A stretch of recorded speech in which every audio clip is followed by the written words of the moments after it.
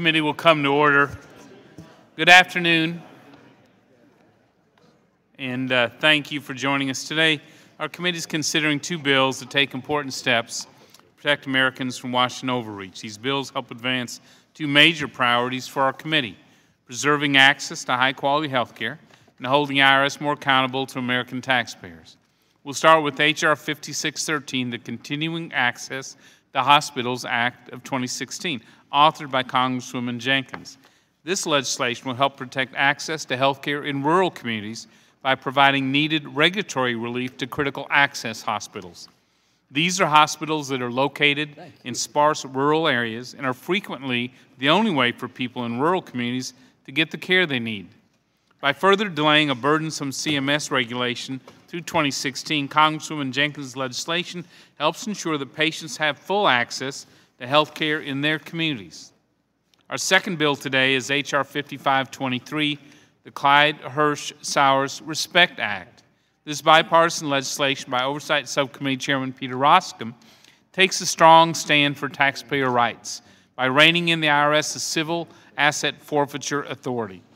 For nearly 2 years, our Oversight Subcommittee has been investigating the IRS's use of Civil Asset Forfeiture Authority to illegally seize the financial assets of law-abiding Americans. What we've seen is disturbing. On numerous occasions, the IRS has frozen the bank's accounts of innocent small business owners simply because they had a record of bank deposits that looked suspicious. Many of them were forced to forfeit their hard-earned dollars to the government, despite the fact that they had done nothing wrong. Mr. Roskam's bipartisan legislation puts in place important safeguards to help ensure the IRS's Civil Asset Forfeiture Authority can't be used to wrongfully seize the assets of honest taxpayers. And his bill is named after hardworking taxpayers who were victims of IRS abuse. Before the agency can seize the assets of any taxpayer, the Roskam bill requires the IRS to show probable cause that funds were derived from an illegal source. And if a person or small business owner's assets are seized, the bill institutes a post-seizure hearing to ensure there's transparency and accountability. Closing, I want to thank Ms. Roskam and Ms. Jenkins for their hard work in developing these two bills. These are needed solutions that will help the American people, and I hope our committee will advance them today with strong bipartisan support. I'll now yield to Ranking Member Levin for his opening remarks. Thanks, Mr. Chairman. The first bill we are marking up today, as mentioned, 5613, would help make sure that Americans living in rural America have access to the health care services they need right in their own communities. The bill would provide additional time for critical access hospitals and other small rural hospitals to comply with the CMS rule requiring these hospitals' outpatient departments to have direct supervision of physicians or other approved providers. Mr. Becerra will have an amendment that has been discussed with the majority and I think will find easy approval. The second bill we are marking up, H.R. 5523, would ensure the IRS can only conduct civil asset forfeiture proceedings for bank deposit structuring if the property came from an illegal source or structuring was done to hide criminal activity. This is, in fact, current policy at the IRS. I emphasize, this is, in fact, current policy at the IRS, and this bill would codify that policy.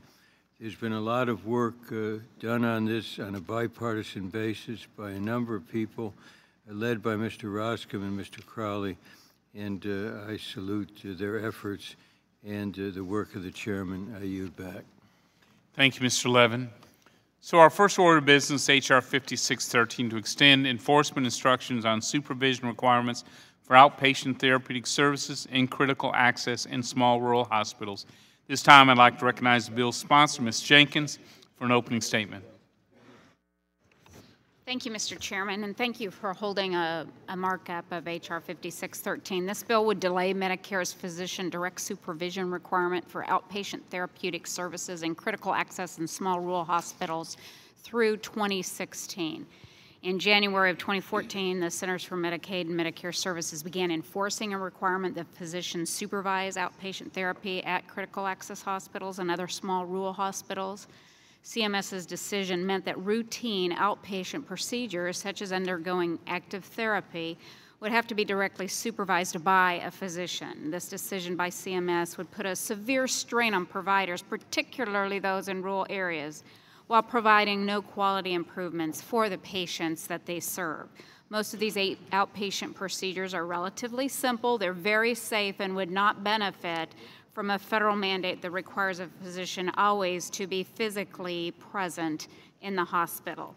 And as a practical matter, in rural hospitals across America, such a requirement is simply not feasible. There are dozens of critical access hospitals in Kansas that folks rely on for care. Without these hospitals, those folks will be forced to travel further to get the care that they need because critical access hospitals can't afford to comply with its burdensome rule. In the 113th Congress, this bill was signed into law with bipartisan support to delay the direct supervision requirements through 2014. And I was pleased to introduce the legislation last year that delayed the same requirement through 2015. And Congress was able to delay the rule again and keep the regulatory burden in check. Unfortunately, rural hospitals are once again staring down the threat of this federal mandate from CMS. The existing law delaying enforcement action from CMS has expired.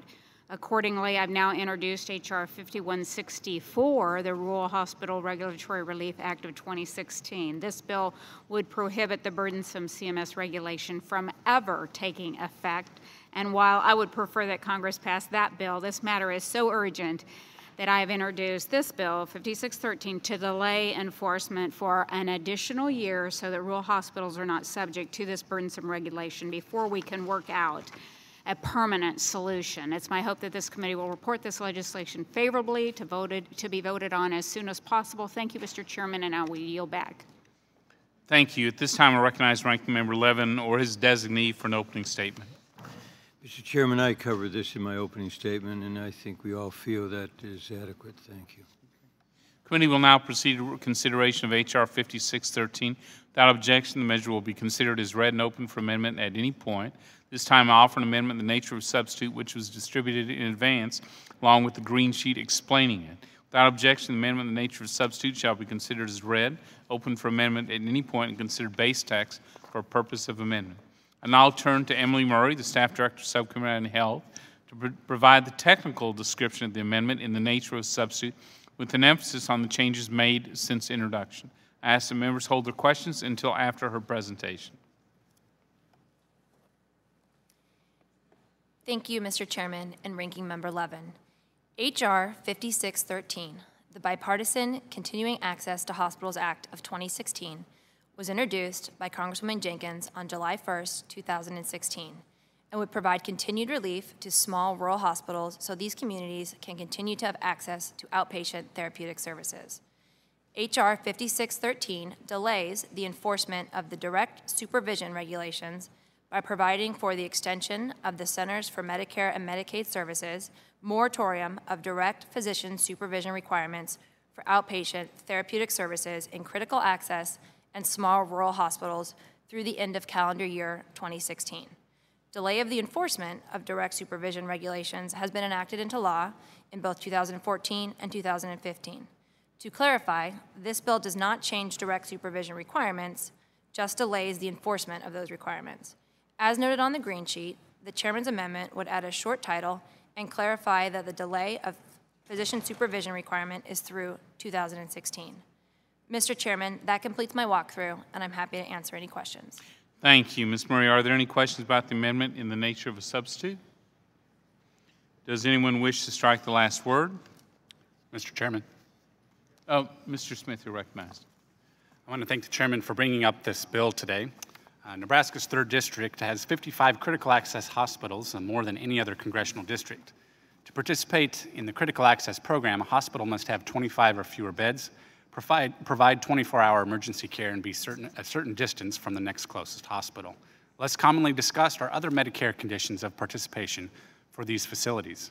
For example, these hospitals must have at least one physician on call and available within 30 minutes at all times, and the average inpatient stay at these facilities may not exceed 96 hours. When I visit these facilities, the defining characteristic is that no two critical access hospitals are the same. They each serve a community with unique needs and take on unique challenges to serve those needs. The staff at each of these facilities is dedicated to serving their patients and their communities. They also know from experience what cases they and their hospital can handle and what they need to refer on to a larger facility. However, rather than trusting these providers to follow the existing rules our hospitals are subject to, CMS has sought to further constrain them.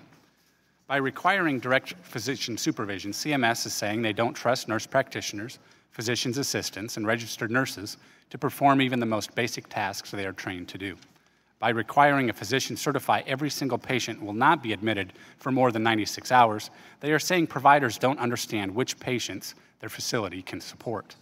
These providers are crucial to ensuring access to care in rural areas, and we should be empowering, not restricting them. This isn't just a provider issue, it's also a common sense issue. At one hospital in my district, which is an older two-story facility, I was told physician supervision enforcement would mean a doctor had to be on the same floor as the procedure being performed. Never mind a short staircase meant he or she would be no farther from the patient on the floor above them or below than being at the other end of the hallway. I think the only outstanding question here is why, when the score for every annual delay has been 0, and when no one seems to think this policy is a good idea, we continue to delay it year after year instead of repealing it. I want to thank Ms. Jenkins for introducing this bill and the chairman for today's markup. I urge support, and I hope moving forward we can work to repeal counterproductive policies like this and the 96-hour certification requirement. I yield back. Thank you. Before we turn to amendments, does anyone else wish to strike the last word? Are there any amendments to the amendment in the nature of substitute? Yes, Mr. Becerra. Thank you, Mr. Chairman. I have an amendment at the desk.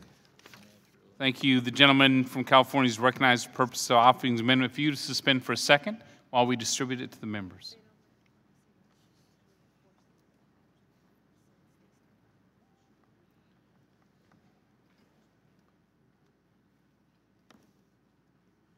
And Mr. Becerra, since this is a fairly straightforward amendment, please go forward with your comments. Thank you, Mr. Chairman. And I'll be brief since it's pretty straightforward. First, as I think everyone has said here, we need to make sure every American has access to quality health care when they need it. And in some places in America, it's very tough. And we have to make sure that we don't do anything that undermines the ability for Americans to have that care when they need it. So I think we want to make sure that we don't impose any burdensome requirements on facilities that are trying to do the best they can. Sometimes it's very difficult to be competitive in areas where you don't have that many patients that can come through your doors. And so I think all of us want to make sure we ensure that as we move forward with making access to care something that becomes universal, that we do it in ways that make it possible for facilities to continue to thrive. At the same time, I think as we continue to put a hold on these requirements, the enforcement of the supervision in outpatient care, we may want to try to collect some of the data that helps us understand what's going on in some of the facilities, how we can make sure we do things better, because the data always helps us make sure that whatever we decide to do, we'll do it based on what the evidence shows for these facilities. So this amendment simply says let's have MedPAC, which is the commission which periodically provides guidance to Congress on what we can do with regard to Medicare programs, asking MedPAC to furnish a report to us in the next year while we defer enforcement of these supervision requirements, to give us a sense of what this has meant to these facilities and what it means to quality care and the furnishing of the care that people need in some of these areas that are lacking of the types of facilities that some of us take for granted in more populated urban settings. And so the amendment simply says, have MedPAC report to us in about a year, give us a better sense, based on some of the data, of what we're encountering in some of these facilities throughout America. With that, Mr. Chairman, I'll yield back. Thank you. Does anyone wish to speak on the amendment? Mr. Levin, you're recognized. I'm glad we're proceeding with this amendment, Mr. Chairman. And I'm glad, Mr. Becerra, you've raised this, because I do think these facilities are critical. It's also important that they provide adequate care. And I think what this amendment does is to say that as we consider this further, we should do so based on a substantial amount of facts and critical assessment and not simply do it anecdotally. So I do think while we want to move on, we should understand the importance of this amendment, and when we come back to take another look, we'll be able to do so based on really significant, substantial evidence and facts, and not simply the reactions from one place or another. Thank you. Thank you. I'd like to hear from the author of the bill. Ms. Jenkins, you're recognized. Thank you, Mr. Chairman, and I thank my colleague, Mr. Becerra, for offering this amendment. I agree quality of care is important to the delivery of a patient-centered health care system, and I have no opposition to the amendment as offered, and will support it. Thank you. Does anyone else wish to speak on the amendment? Questions on agreeing to the amendment offered by Mr. Becerra of California? All those in favor signify by saying aye. Those opposed, no. Opinion of the chair, the ayes have it. Are there additional amendments to the amendment in the nature of a substitute? If there are no further amendments, questions on the adoption of the amendment in the nature of a substitute as amended. All those in favor signify by saying aye. Those opposed, no. Opinion of the chair, the ayes have it. The amendment in the nature of a substitute as amended is agreed to. I'll now recognize Mr. Johnson for the purpose of offering a motion. Mr. Chairman, I move the committee favorably report H.R. 5613 as amended to the House of Representatives. The question is on favorably reporting the bill H.R. 5613 as amended. All those in favor signify by saying aye. Aye. Those opposed, no. Opinion of the chair, the ayes have it. The motion is agreed to, and H.R. 5613 as amended is ordered favorably reported to the House. Without objection, I ask the staff be authorized to make technical and conforming changes to the bill. The members have 2 additional days to file with the committee clerk supplemental, additional, dissenting, or minority views. Our next order of business is H.R. 5523, the Clyde Hirsch Sowers Respect Act. This time, I'd like to recognize the bill's sponsor, Mr. Roscom, for an opening statement. Thank you, Mr. Chairman. I've got good news for this committee, and the good news for this committee is this committee's done good work. Let me tell you a quick story. Mr. Levin mentioned this in that the IRS has changed its policy, and we got to give them credit for that, but they've changed policy largely based on the activity of the Ways and Means Committee. And I want to thank several people. I want to thank my co-sponsor, Mr. Crowley from New York, who has really worked hard with me and our staffs to try and craft something to fix a problem. I also want to thank every member of the Oversight Subcommittee, Mr. Meehan, Smith, Reed, Rice, Holding, and Marchant, and my ranking member, Mr. Lewis, Rangel, Mr. Davis, and Crowley that I mentioned. So here's the backstory. If a person deposits $10,000 or more in a financial institution, that financial institution is required to report that to the federal government. And the thinking is that this is an opportunity to catch people that are doing bad acts. In other words, drug dealers or human traffickers or mafia front groups. You pick it. And so far, so good. I think most people would say that's a good thing to do. But here's what ended up happening. What ended up happening was the IRS, previous policy, the IRS came in and they were doing civil asset forfeitures, that is, gaining control of people's properties in a way that the entire subcommittee found to be scandalous and was really, really troubled by when we learned about it. So let me give you an example. Andrew Clyde served 3 combat tours in Iraq. He came home and he opened up a store in Georgia. His insurance policy only covered up to $10,000 in off-premises losses, so at the end of the business day, wisely, Mr. Clyde deposits less than $10,000. Why? Because his insurance company will only cover a the $10,000 loss threshold. So for that reason, the IRS seized $950,000 from him. You got that right. They seized every penny he had because they assumed that there was something that was nefarious that was going on. And they threatened criminal charges against him. And so basically he's begging for mercy. He says, I'll give you $50,000 to go away. He spends $100,000 in legal fees, and it was basically a legal shakedown. They took advantage of him, and it scandalized the entire subcommittee. There was no member of our subcommittee that was defending this. Everybody was scandalized. Or Jeffrey Hirsch and his brothers, who operate a company that fills inventory for convenience stores in Long Island. They're a cash-intensive business, and the brothers consistently made large deposits at their bank. And unfortunately, this led to the brothers having their bank accounts closed because their regular depositing of over $10,000 in cash caused a compliance burden that banks simply didn't want to incur. Their accountant advised them, here's the solution, deposit less than $10,000. That's your solution. That way your banker will be happy. They'd never even heard of this crime known as structuring. They were simply trying to make their bank as business-free or pain-free as possible. And what did the IRS do? They seized $460,000 from them, nearly drove them out of business and into bankruptcy. These cases go on and on and on. So here's the bottom line. What we've done is we've said, look, there has to be an underlying bad act in order for this to happen. Makes perfect sense. Representative Rangel, during one of our committee hearings, pointed out that part of the problem here, Congress, is that the underlying statute is flawed. So let's fix the statute. So we've been able to draw attention, and the IRS has changed their policy.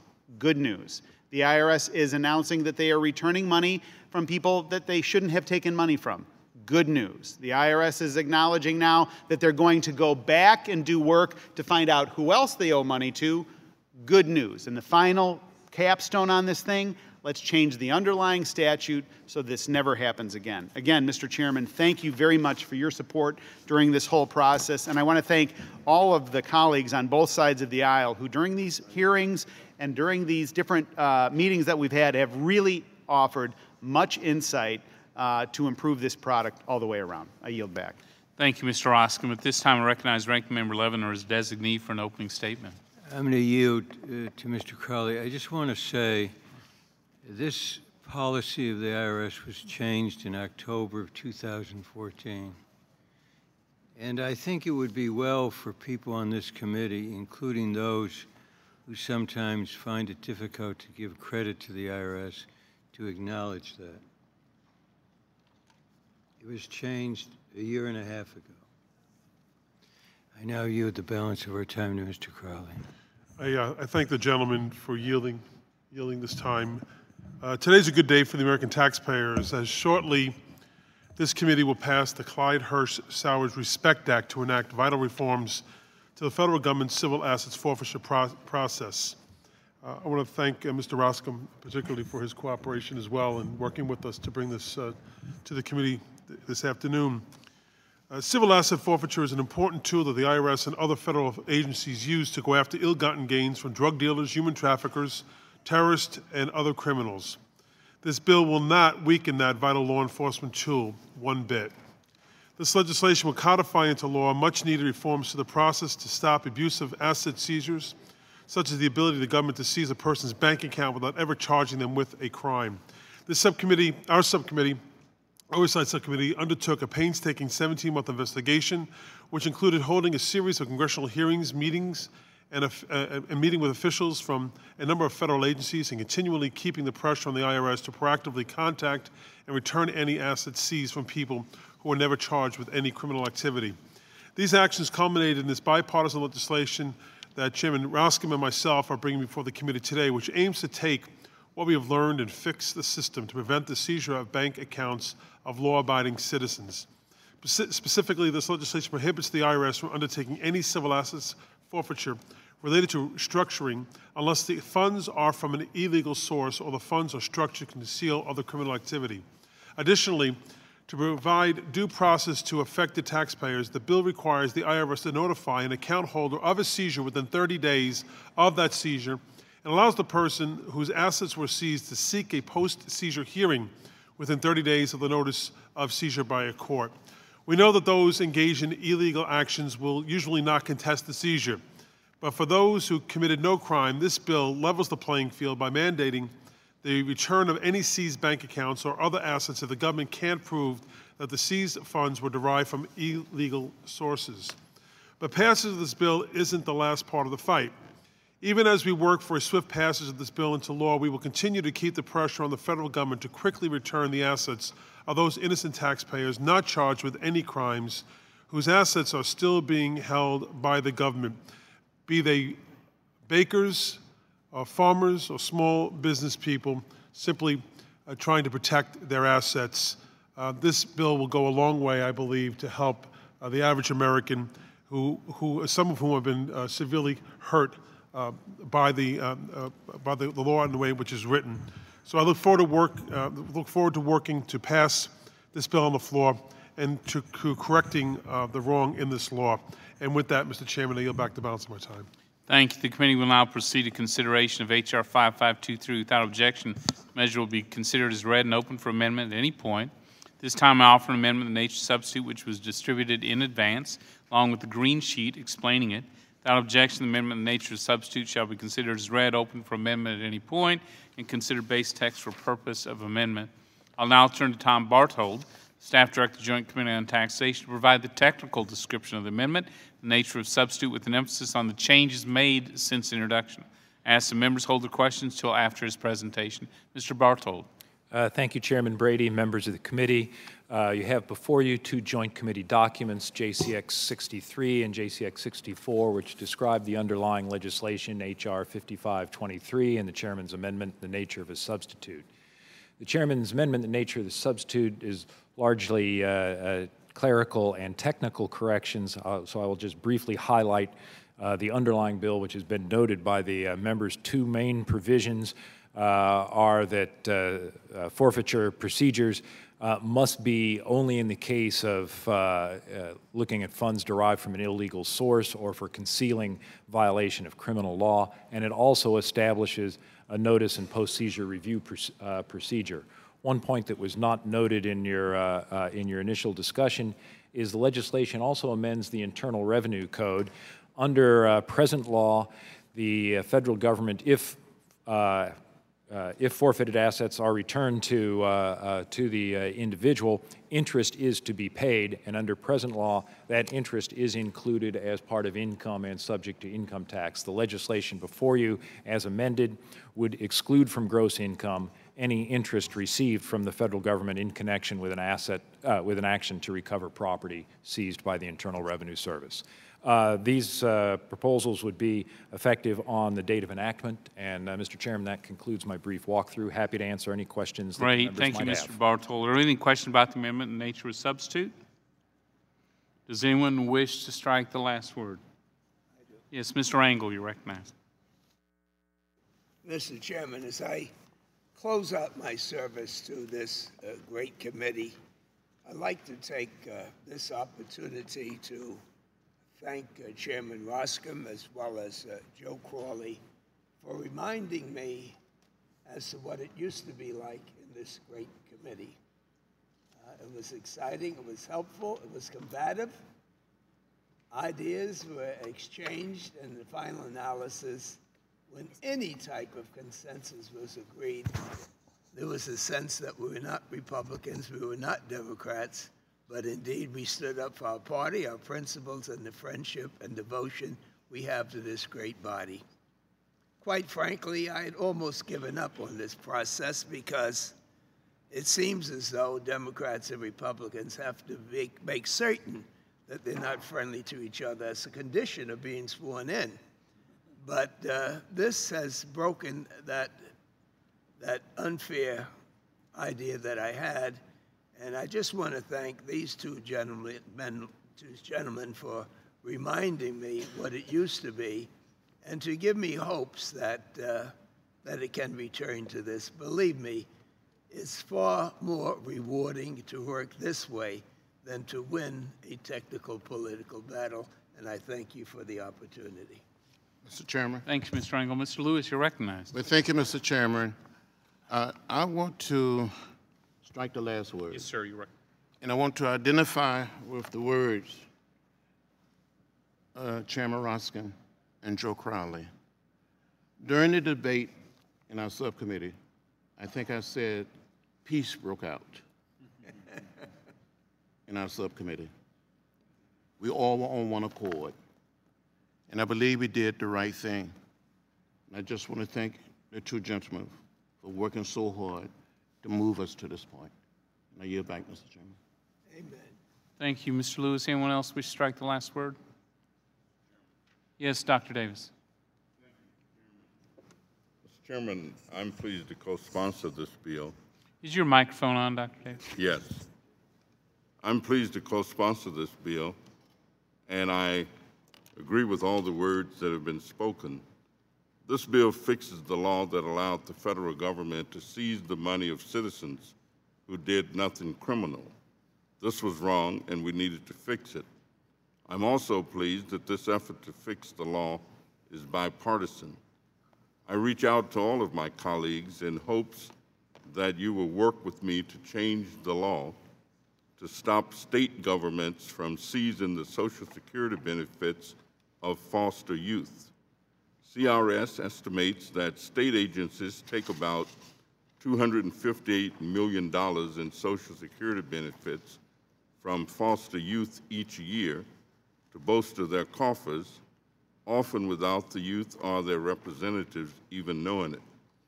Federal law allows this practice, and just as H.R. 5523 stops the federal government from profiting off of small businesses when they did nothing criminal, I hope that our committee will change the law to protect the Social Security benefits of foster youth who did nothing wrong. I ask unanimous consent to submit to the record articles from the Atlantic and TalkPoverty.org highlighting a new book by Daniel Hatcher that details these practices. Again, I thank you, Mr. Chairman, and yield back the balance of my time. Without objection, does anyone else wish to strike the last word? Recognizing myself, I too want to thank Chairman Roscom. Good work of Mr. Crowley, Mr. Lewis. I know it was mentioned earlier that this may be an existing policy, the IRS, but policies are there one day and gone the next, enforced one day and not the next. If signed by the President, this will have the force of law. The force of law. And the taxpayers win because of the hard work that the Oversight Subcommittee and these members did, and that's a good day by any measure. So does anyone else wish to strike the last word?